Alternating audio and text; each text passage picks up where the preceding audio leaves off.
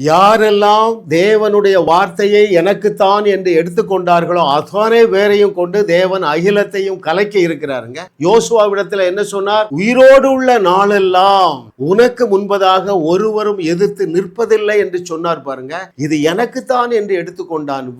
விளைவு என்ன? 31 ராஜாக்களை ஜெயித்தார். ஹல்லேலூயா. ஐயா, அந்த தேவன் உன்னோடு கூட பேசுகிறார். அவர் உன்னை பற்றி சொன்ன வார்த்தைகளை நிறைவேற்றும் வரைக்கும் உன்னை விட்டு விலகுவதும் இல்லை, உன்னை கைவிடுவதும் இல்லை. அந்த தேவன் சொல்லுகிறார், நீங்கள் நான் செய்ததையும் செய்வீர்கள், அதை விட பெரிய கிரியைகளை செய்வீர்கள். எதற்காக? 8 பில்லியன் பாப்புலேஷனுங்க, 800 கோடி மக்கள் இருக்கிறார்கள். அவர் செய்ததை விட மிகப்பெரிய அற்புதங்களை நாம் செய்ய வேண்டாமா? அப்போ அதற்கு என்ன செய்ய வேண்டும்? என்னுடைய செய்திகளை கேளுங்கள்.